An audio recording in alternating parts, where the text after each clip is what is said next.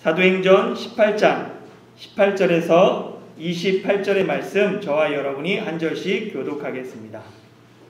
바울은 더 여러 날 머물다가 형제들과 작별하고 배 타고 수리아로 떠나갈새 브리스길라와 아굴라도 함께하더라. 바울이 일찍이 서원이 있었으므로 겐그레아에서 머리를 깎았더라.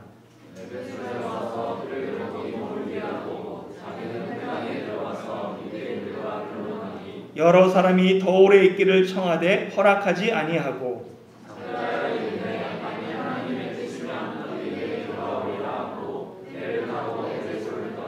가이사랴에 상륙하여 올라가 교회의 안부를 물은 후에 안디옥으로 내려가서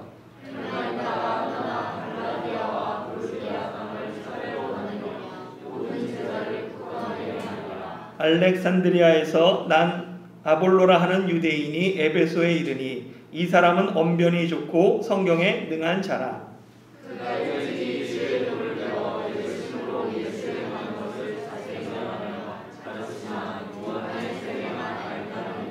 그가 회당에서 담대히 말하기 시작하거늘 브리스길라와 아굴라가 듣고 데려다가 하나님의 도를 정확하게 풀어 이르더라.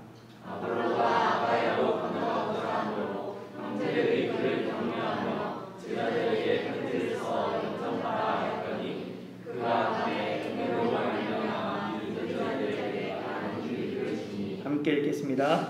이는 성경으로서 예수는 그리스도라고 증언하여 공중 앞에서 힘있게 유대인의 말을 이김이러라. 아멘. 오늘은 대림절 첫 번째 주일입니다. 대림절은 성탄절 전 4주를 가리키는 기간이죠. 그래서 교회역에서 어떻게 보면 대림절은 새로운 해 시작하는 날입니다. 그래서 원래 교회에서는 오늘이 2021년의 시작입니다. 초기 대림절은 예수님의 탄생을 축하하며 감사하는 절기였어요. 그러다가 7세기에 이르러서 대림절은 예수님의 탄생뿐만 아니라 다시 오실 예수님을 기다리며 준비하는 그 절기로 의미가 확대됩니다. 그래서 이 대림절은 기다릴 대, 오실님, 그래서 예수님의 오신 것을 기념하는데 성탄절을 준비하고 또한 다시 오실 그리스도를 준비하는 기간입니다. 그래서 2000년 전에 이 땅에 오신 예수님께 감사하며 찬양하며 또한 세상 끝날에 다시 오실 예수님을 소망하며 준비하는 기간이죠. 그래서 이런 의미를 기억하면서 크리스마스 트리에 보면은 사실 예수님에 대한 감사, 이미 오신 예수님에 대한 감사와 찬양, 그리고 또한 다시 오실 예수님에 대한 소망, 기대, 이런 것들을 적어서 거는 일들이 예전부터 있었어요. 그래서 이번에 처음으로 우리 교회가 이것들을 하게 됩니다. 제가 시범으로 하나를 걸어놨어요. 여러분들도 저 옆에 있으니까 쓰셔가지고 같이 장식하고 꾸미면 좋겠습니다. 오늘 본문은 바울이 2차 여행을 마치고 안디옥으로 돌아오는 과정과 그리고 3차 여행의 시작, 그리고 그 중간에 에베소에 있었던 일을 기록하고 있습니다. 2차 선교 여행의 목적이 무엇이었는지 기억하십니까? 첫 번째 세운 교회들을 돌아보기 위한 거였어요. 그리고 예루살렘 공의의 결과를 알려주기 위함이었습니다. 그런데 바울과 바나바가 마가 요한의 문제로 인해서 서로 크게 다투고 갈라져요. 그로 말미암아 서로 따로따로 출발합니다. 이로 인해서 2차 여행은 처음의 목적을 넘어서 처음 세웠던 교회들을 돌아보는 목적을 넘어서 복음이 유럽까지 확대되는 계기가 됩니다. 그리고 유럽까지 복음이 확대되는데 결정적이었던 것이 마게도냐 환상이었어요. 바울이 마게도냐 환상을 보고 마게도냐로 건너가서 마게도냐에 빌립보와 데살로니가와 베레아에 복음을 전하고 더 나아가 아가야 지역의 아덴과 고린도까지 복음을 전하게 됩니다. 다시 이 고린도에 있을 때 바울이 환상 중에 주님께서 말씀을 듣죠. 그 말씀에 힘입어서 이 성에 중에 내 백성이 많다라는 그 말씀에 힘입어서 고린도에 1년 6개월 머물면서 하나님 말씀을 가르칩니다. 그리고 이제 때가 되어서 안디옥 교회로 귀환하고자 하는 거예요. 18절 말씀 같이 한번 읽어볼까요? 시작. 바울은 더 여러 날 머물다가 형제들과 작별하고 배 타고 수리아로 떠나갈새 브리스길라와 아굴라도 함께 하더라. 바울이 일찍이 서원이 있었으므로 겐그레아에서 머리를 깎았더라. 아멘.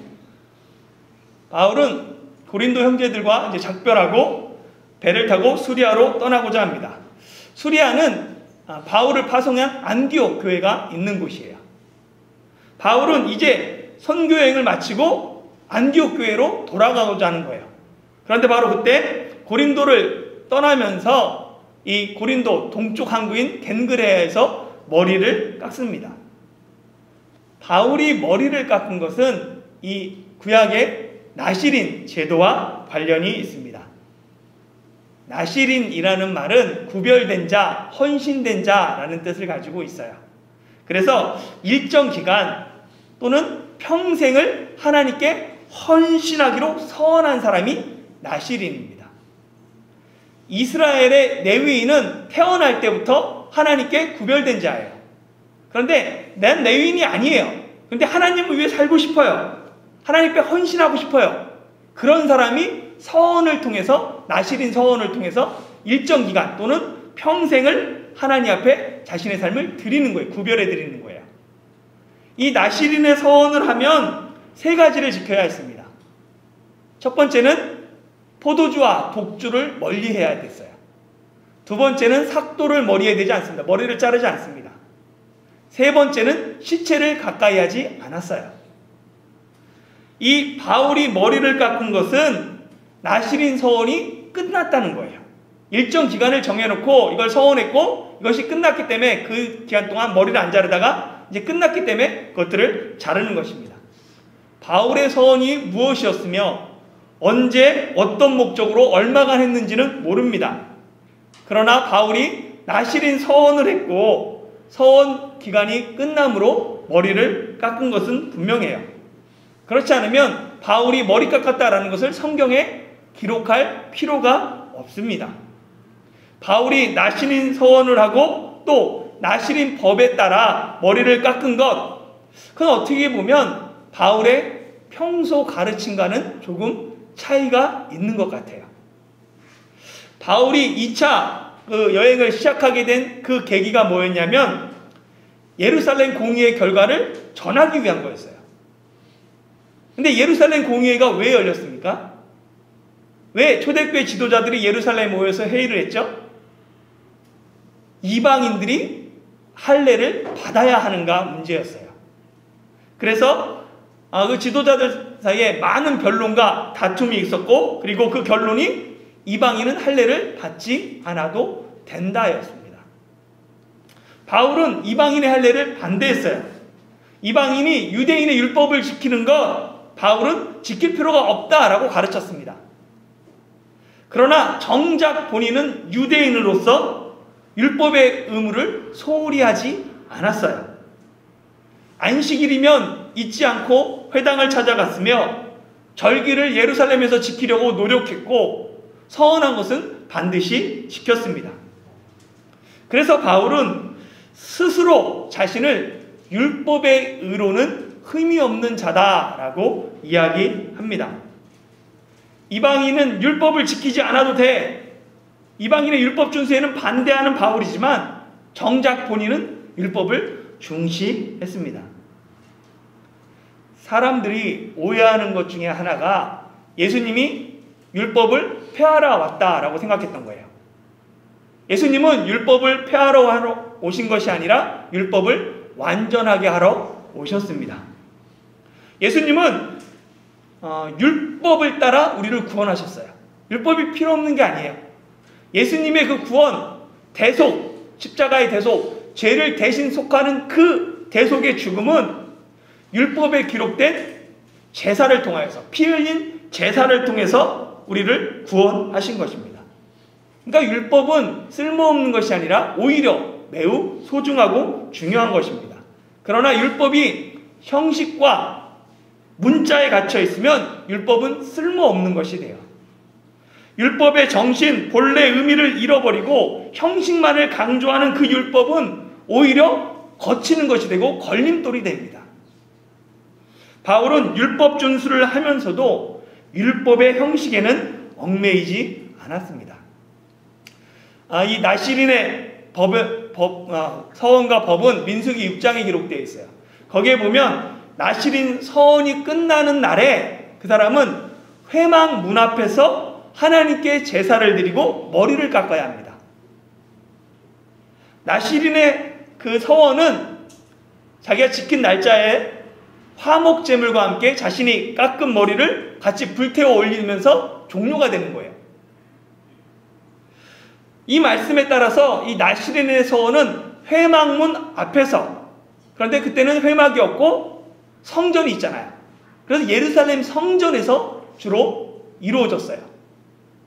그런데 바울은 예루살렘 성전이 아니라 겐그레에서 머리를 깎고 그 서원을 마무리 짓고 있습니다. 그러니까 서원은 지켰지만 이 서원의 장소에 있어서는 자유로웠습니다. 이 사람은 이 장소를 신성시하는 경향이 있어요. 그래서 특별한 자연현상이 일어나거나 뭔가 신령한 것 같으면 그것을 신성시합니다. 예수님은 장소를 절대시하고 원래 의미를 잃어버렸던 그 예루살렘 성전을 향해서 이 성전을 헐라라고까지 말씀하셨습니다. 본질을 잃어버리고 껍데기만 남았으면 언제든지 깨트려야 합니다. 제가 가끔 하는 질문이 있죠. 여러분은 왜 교회에 나오십니까? 어떤 사람은 그냥 사람이 그리워서 교회에 나오기도 하고, 또 어떤 사람은 어렸을 때부터 신앙생활을 했기 때문에 주일에 교회를 빠지면 좀 마음도 그렇고 그래서 그냥 습관을 따라 나오기도 합니다. 그러나 정말 잊지 말아야 할 것은 예수님이 나를 구원하셨기 때문에, 예수님이 내 삶의 주인이시기 때문에 교회에 나오는 것입니다. 예수님이 내 삶의 주인이기에 그 은혜에 감사하며 예배드리는 사람의 모임, 그것이 교회인 거예요. 교회는 주님의 피로 세운 것입니다. 그렇기 때문에 우리가 교회를 사랑하고 온 마음을 다해서 교회를 세워가는 거예요. 사람이 좋아서 교회에 다니면 사람이 우상이 될 수 있습니다. 목사 때문에 교회 다니면 목사가 우상이 됩니다. 세습하는 교회들 보십시오. 목사가 좋기 때문에 그래요. 목사가 안 좋은 교회는 세습하지 않습니다. 교회가 너무 좋기 때문에 세습하는 거예요. 이 목사님이 너무 좋아서 다른 목사님은 그만큼 할 수 없다. 그 목사님은 다른 목사님 믿을 수 없다. 그렇기 때문에 그 아들에게 세습하는 것입니다. 오직 예수 그리스도 때문에 세상의 모든 즐거움을 해로 여기며 배설물로 여겼던 그 바울의 고백이 우리의 고백이 되어야 합니다. 율법의 형식은 변할 수 있어요. 그러나 율법의 정신, 그 의미는 변하지 말아야 합니다. 예배드리는 형식은 다양해야 해요. 그러나 예수님이 나를 구원하셨기 때문에, 내 삶의 주인이기 때문에 예배드린다는 이 정신은 변함없어야 합니다. 제가 지금 기도하고 있는 것 중에 하나가 내년에 예배 형식을 바꾸려고 해요. 그래서 다음 주에 같이 한번 의논할 텐데, 계속해서 형식을 바꿔나가지 않으면 우리가 굳어지더라고요. 그래서 한번 과감하게 시간이나 이것들을 조정하려고 합니다. 교회의 직분이나 신앙생활의 연수는 중요하지 않아요. 내가 예수님을 어떻게 믿고 있는가가 중요합니다. 예수님을 바로 알면 예수님의 은혜가 얼마나 큰지 알게 돼요. 그리고 그 은혜를 아는 사람은 예수님의 가르침대로 살고자 합니다. 그때부터 하나님의 말씀은 무거운 짐이 아니에요. 오히려 주님의 말씀을 배우고 닮아가는 기쁨의 짐이 됩니다. 은혜 없으면 율법은 너무나 무거운 거예요. 나를 억누를 수밖에 없습니다. 그러나 은혜를 깨닫게 되면 오히려 그 율법을 지키는 것, 그것이 기쁨이 되는 거예요. 하나님 말씀을 배우고 하나님을 닮아가는 것, 그것이 내 삶의 가장 큰 즐거움이 됩니다. 내가 포도나무에 접붙임 받음으로 포도 열매가 맺히는 것처럼 예수 그리스도의 그 은혜와 예수 그리스도의 그 사랑 때문에 그 말씀이 너무나 즐겁고 기쁘고 우리에게 힘이 되는 것, 그것을 믿으시기 바랍니다. 바울은 고린도의 형제들과 작별하고 수리아로 떠납니다. 한번 이 지도를 보면 이 고린도에서 갱그레아에서 쭉 여기 시리아까지 가기는 쉽지 않아요. 그래서 경유하게 됩니다. 어디를 경유하냐면 에베소를 경유하게 되는 거예요. 사실 이 에베소는 바울이 원래부터 가고자 했던 곳입니다. 간절히 소원했던 곳이에요. 그래서 사도행전 16장 6절에 보면 바울이 이렇게 아시아 지역으로 가고자 할 때 이 아시아의 대표적인 수도가 에베소였습니다. 그래서 여기로 가고자 했지만 성령이 막아서 가지 못했죠. 그래서 돌아가는 길에 잠깐 에베소에 들립니다. 그런데 이 짧은 시간에도 바울은 사람들은 놔두고 자신은 회당에 가서 유대인들과 변론합니다. 바울의 첫 번째 여행 때 비시디아 안디옥에 이르렀을 때 유대인들이 시기하고 비방해요. 그때 바울이 뭐라고 얘기하냐면 우리는 이방인에게로 향하노라 라고 선언합니다. 2차 전도여행 때도 쭉 가다 보면 고린도에서 또 유대인들이 시기와 비방해요. 그때 바울은 이후에는 이방인에게로 가노라 라고 말했습니다. 근데 이런 바울이 고린도를 떠나자마자 에베소에 오자마자 회당에서 유대인들에게 복음을 전합니다. 이는 바울의 말과 삶이 얼마나 다른가라는 것을 보여주는 것이 아니라 바울에게 있어서 유대인의 구원이 얼마나 중요했는가, 그것을 보여줍니다. 언제나 바울에게 있어서 우선순위는 유대인 먼저, 동족 먼저였어요. 그만큼 동족에 대한 안타까움과 사랑과 뜨거움이 있었습니다.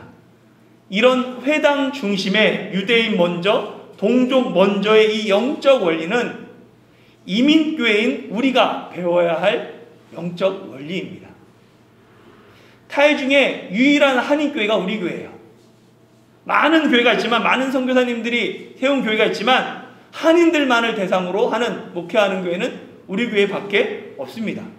그러면 이 대만 타일 중에 있는 한인들에게 복음을 전해야 될 1차적인 그 사명이 우리 교회에 있는 거예요. 그렇기 때문에 우리가 한인들에게 우선순위로 복음을 전하고 그들을 사역하며 정말로 선교를 감당하는 그러한 교회가 되길 위해 기도해야 합니다. 그리고 이 바울이 회당에서 변론했을 때 여러 사람이 바울에게 좀 여기 에베소에 더 머물기를 청합니다. 그런데 바울은 이를 허락하지 않고 훗날을 기억하면서 만일 하나님의 뜻이면 너희에게 돌아오리라 라고 말하고 에베소를 떠나요. 바울이 왜 사람들의 요청을 거절하고 급히 에베소를 떠났는지는 분명하지 않습니다. 아마도 이때 배를 타지 못했으면 이 겨울을 에베소에서 나기 때문에 겨울에 움직일 수 없기 때문에 갈 수 없었거나, 무엇보다도 이 바울은 수리아 안디옥 교회로 돌아가기 전에 예루살렘 교회에 들려서 선교 보고를 하고자 하는 계획이 있었기 때문일 수 있습니다. 그래서 다른 사본에 보면, 비잔틴 사본 표준 원문에 보면 21절에 이렇게 덧붙여져 있어요. 내가 반드시 예루살렘에서 다가오는 절기를 지켜야 하리라 라는 구절이 있습니다. 그래서 바울은 에베소를 떠나 가이사랴에 상륙해요. 그리고 올라가 교회의 안부를 묻고 안디옥으로 내려갑니다. 이 가이사랴에 가서 올라간 교회가 분명한 교회 이름 나오지 않아요. 그러나 유대인들의 관습에 따르면 이 교회는 예루살렘 교회다라고 생각합니다. 유대인들은 예루살렘에 갈 때는 올라간다라고 표현하고 예루살렘에서 다른 지역으로 갈 때는 내려간다라고 표현했어요. 이는 우리나라도 마찬가지죠. 서울 갈 때 뭐라고 그래요? 올라간다 라고 하고, 서울에서 지방 갈 때 내려간다 라고 표현합니다. 어떤 이유든 바울은 머물기를 청하는 그 사람들을 뒤로 하고 에베소를 떠나요. 그때 고린도에서부터 에베소로 같이 왔던 아굴라와 브리스길라는 에베소에 남겨둡니다. 그리고 예루살렘 교회에서 선교 보고를 하고 안디옥 교회로 돌아가요. 거기서 선교 보고를 했겠죠. 근데 그런 내용들은 다 생략되어 있어요. 이미 첫 번째 전도 여행에서 충분히 그것들을 다루고 있기 때문에 그렇습니다. 그리고 안디옥에 가자마자 얼마 있지 않아서 바로 세 번째 선교 여행을 출발합니다. 그리고 바울의 3차 이 선교 여행의 중심지는 에베소가 되는 거예요. 그래서 19장부터 에베소에서의 사역이 기록되어 있습니다. 바울이 본격적으로 에베소에서 사역하기 전에 에베소에서 예수님에 관해서 전했던 사람이 있어요. 가르쳤던 사람이 있습니다. 그 사람이 아볼로입니다. 아볼로는 이집트의 대표적인 도시인 알렉산드리아 출신이에요. 이집트의 알렉산드리아는 그 알렉산더 대왕이 세운 도시들 이름이 알렉산드리아인데 그 중에 가장 대표적인 도시입니다. 그리고 로마 제국에서 로마 다음으로 두 번째 큰 도시가 알렉산드리아예요. 이집트에. 그래서 이 알렉산드리아에는 큰 당시 대학이 있었고 엄청난 도서관이 있었습니다. 그래서 학문의 도시였고 그로 말미암아 히브리 구약 성경이 처음 헬라어로 번역된 곳이 이 알렉산드리아예요. 72년이 번역된 곳이. 그리고 초대 교부들 대부분이 알렉산드리아 출신입니다. 그러니까 아볼로도 알렉산드리아 출신이었기 때문에 언변이 좋고 말을 잘하고 구약 성경에 능통했습니다. 그리고 열심도 있었어요. 그러니까 먼 에베소까지 와서 알렉산드리아 요 밑에거든요. 이집트. 이 밑에서부터 저까지 와서 예수님에 대해서 가르쳤습니다. 그런데 그는 요한의 세례만을 알 뿐이었어요. 세례 요한, 예수님의 길을 예배했던 사람, 그러니까 세례 요한의 제자로 그 가르침을 받고 예수님을 증거하는 것까지밖에 알지 못했습니다.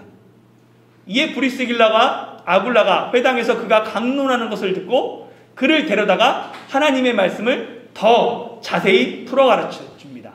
아마도 세례 요한이 몰랐던 이야기들, 예수님의 죽음, 부활, 승천, 그리고 성령님의 강림, 이런 것에 대해서 가르쳐 주었을 것입니다.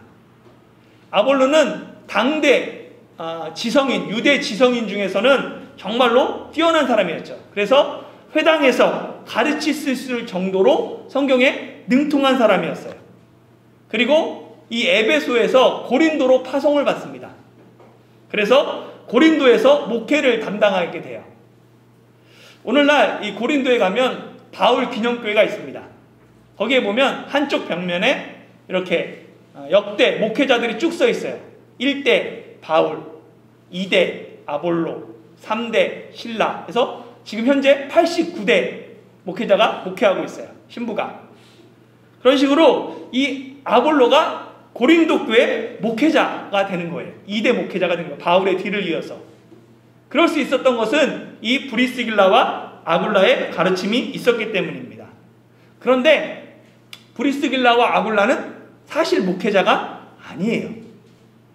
그들은 오늘날 얘기로 하면, 구분으로 하면 평신도입니다. 천막 만드는 일을 하며 교회를 섬겼던 평신도, 크게 보면 평신도 사역자였죠. 목회자가 평신도에 가르침 받는 것 쉽지 않습니다. 그러나 아볼로는 겸손하게 브리스길라와 아굴라의 가르침을 받았어요. 그것도 아내인, 여자인 브리스길라 이름이 먼저 나온 것을 보면 브리스길라가 더 많은 것을 아굴라에게 가르치고 더 큰 영향력을 행사했다라는 것을 짐작할 수 있습니다. 유대인 남자가 이방인 여자에게 가르침을 받은 거예요. 그것도 목회자가, 전문 사역자가 알렉산더 출신으로서 회당에서 가르칠 정도로 당대 지성인이었고 많은 학식이 있고 말도 잘하는 그 사람이, 분명히 따르는 사람들도 있었을 거예요. 그럼에도 불구하고 겸손하게 고개를 숙이고 브리스길라와 아굴라의 가르침을 받아들였습니다. 바울이 아굴라와 브리스길라를 가르치고 브루스길라와 아굴라가 아볼로를 가르치고 이제 아볼로가 아가야로 건너가 고린도 교회 믿는 자들에게 많은 유익을 주게 됩니다. 그리고 아볼로는 예수가 그리스도라고 증언하여 성경을 가지고 공중 앞에서 공개적으로 유대인들의 말을 이긴 사람이 됩니다. 사랑하는 성도 여러분, 신앙의 연수가 늘어나고 나이가 들고 직분이 있는 사람일수록 다른 사람의 가르침을 받아들이는 것 쉽지 않습니다. 그러나 다른 사람에게 배우는 것은 부끄럽거나 자존심이 상하는 일이 아니에요. 오히려 묻지 않고 배우지 않는 것이 부끄러운 일입니다. 그래서 세상에서 가장 지혜로운 사람은 배우는 사람이다 라는 말이 있습니다. 평생 배움을 통해 이웃에게 더 많은 유익을 주는 그리스도인들이 되시길 예수님의 이름으로 축원합니다. 기도하겠습니다. 하나님, 바울의 2차 전도 여행을 온전히 마치게 하시고 또한 그 여정을 따라 우리가 복음이 어떻게 확장되었는지, 하나님의 사람들이 어떻게 세워지고 교회가 어떻게 세워졌는지 알게 해주셔서 감사드립니다. 하나님, 핍박이 있을지라도 예수 그리스도의 복음을 위하여 달려가게 하여 주시고 또한 돕는 자로서 물질로 섬기며 기도했던 교회들이 있음을 보게 됩니다. 함께 동역했던 믿음의 사람들이 있었고 어느 순간에서도 정말로 변함없이 함께 하시는 하나님이 계셨음을 고백하게 됩니다. 아버지 하나님, 우리 역시 우리가 주어진 삶의 자리 가운데서 예수 그리스도의 복음을 증거하게 하여 주시고 부족함에도 불구하고 계속해서 평생 배움으로 정말로 익은 벼가 고개를 숙이는 것처럼 우리의 삶을 통하여서 많은 열매들이 맺히게 하여 주시옵소서. 감사드리며 우리의 삶을 사용하시는 우리 주님 예수님의 이름으로 기도드리옵나이다.